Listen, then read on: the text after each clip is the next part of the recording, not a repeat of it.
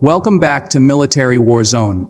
Tonight we turn to Gaza City, where Israel's latest offensive has left tens of thousands of Palestinian families displaced, forced to flee their homes and seek refuge wherever they can. The images emerging from the ground are heartbreaking: families living in makeshift tents by the sea, children without food or clean water, and communities with little more than the clothes on their backs.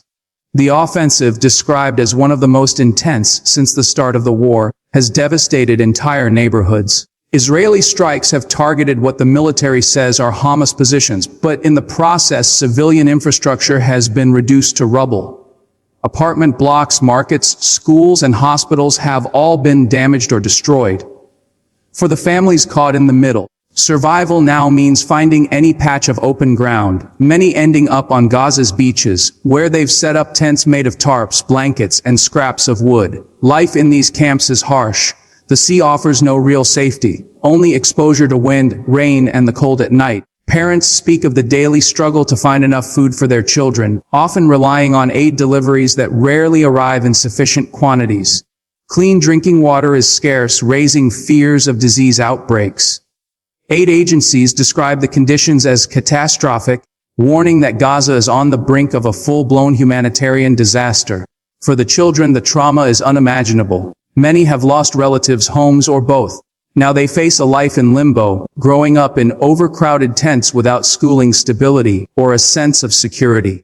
Psychologists say the long-term effects of such trauma could last a lifetime, not just for individuals but for the entire generation growing up in this conflict. Israel insists its offensive is necessary to weaken Hamas's military capabilities and to prevent future attacks. Officials argue that Hamas uses civilian areas as shields, embedding its fighters and weapons inside dense neighborhoods.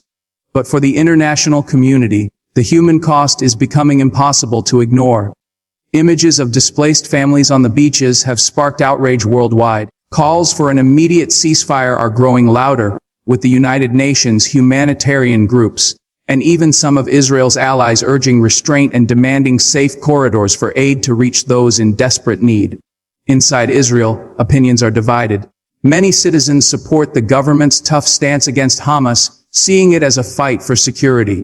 But others are increasingly uneasy with the images coming out of Gaza, questioning whether the offensive is achieving long-term security or simply fueling more anger and instability.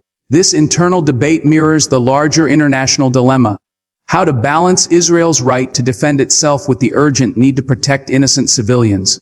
For Palestinians in Gaza, the sense of abandonment is overwhelming. With borders tightly controlled and humanitarian convoys struggling to get through, families feel trapped with nowhere to go.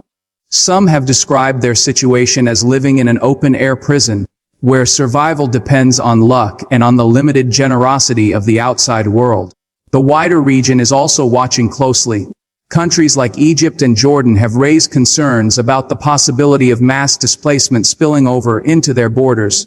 Lebanon, already tense with clashes along the frontier, fears that further escalation in Gaza could ignite new fronts of conflict. Meanwhile, Iran and other regional powers are using the humanitarian crisis to rally support for the Palestinian cause, framing Israel's actions as evidence of oppression and injustice. The economic impact is also significant. Gaza's already fragile economy has collapsed further under the weight of the bombardment. Businesses are destroyed, supply lines cut off, and basic services like electricity and healthcare nearly non-existent. Experts warn that even if the war were to end tomorrow, rebuilding Gaza could take years, if not decades, given the level of destruction. In the midst of all this, humanitarian workers risk their lives daily to deliver aid. Convoys carrying flour, medical supplies, and clean water are often delayed or targeted, making the job nearly impossible.